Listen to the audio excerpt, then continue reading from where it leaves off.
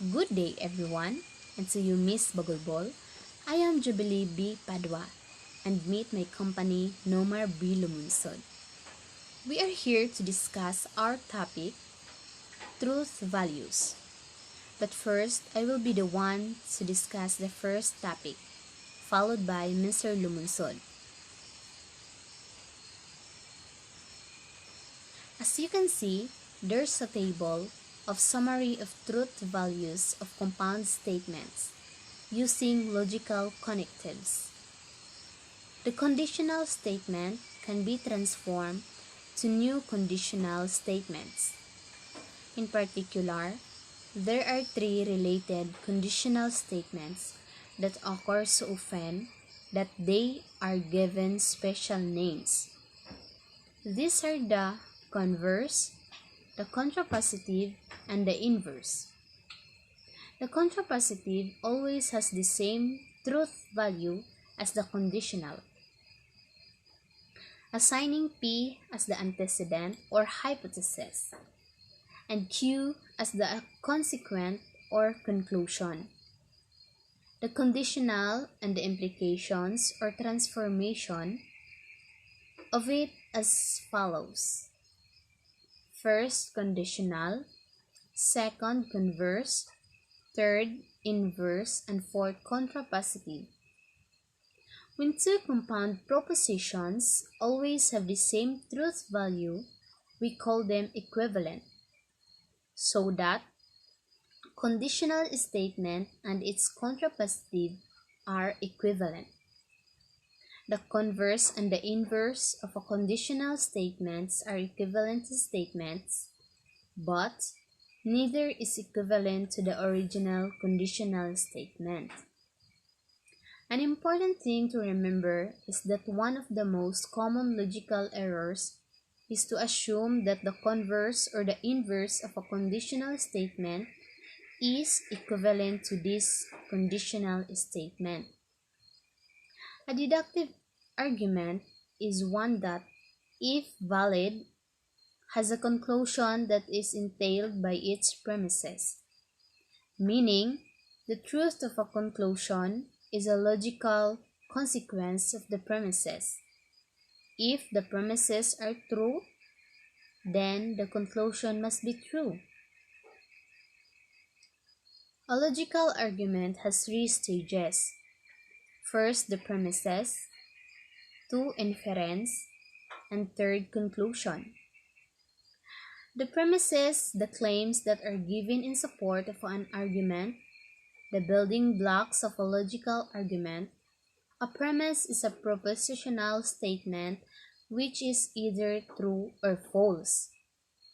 Inference, the logical move from one or more premises to arrive its conclusion.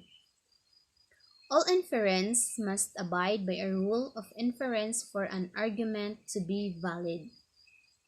Conclusion, the premise that is the consequence or product of the above premises adding inference. A conclusion can then itself become a premise or building block of a continued or new argument. Symbolic logic symbolizes arguments for simple, efficient assessment of validity. As arguments get longer and more complex, symbols are especially important. The next topic will be tackled by Mr. Lomonsod.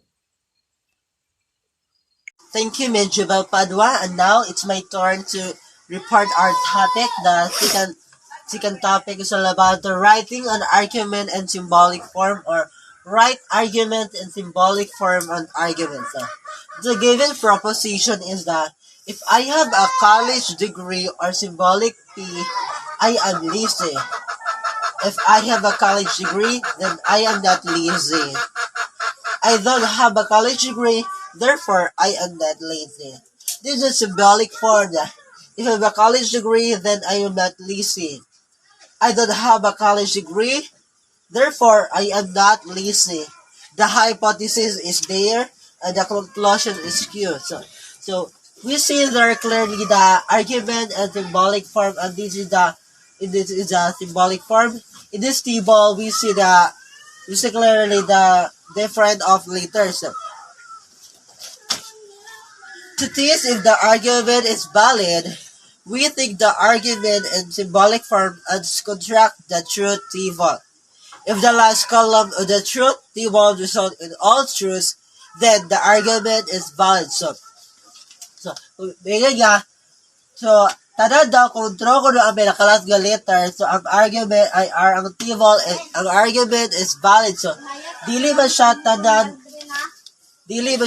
true, so, ang kani siya, false man awahin, therefore, the argument is invalid because the last common has a false item.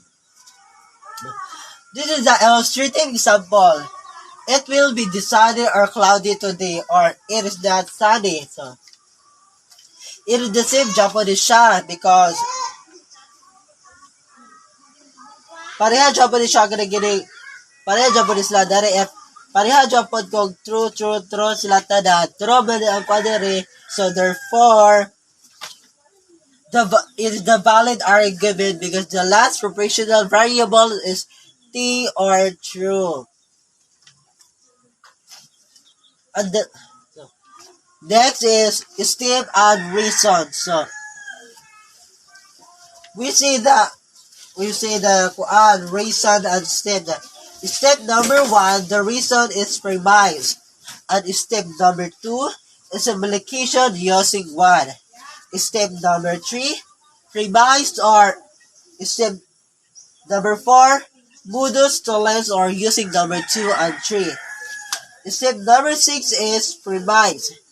And step number 7 is premise.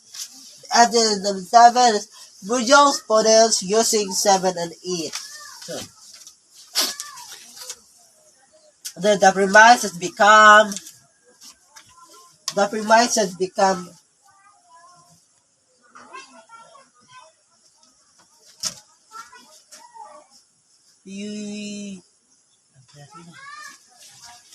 let's move on the topic.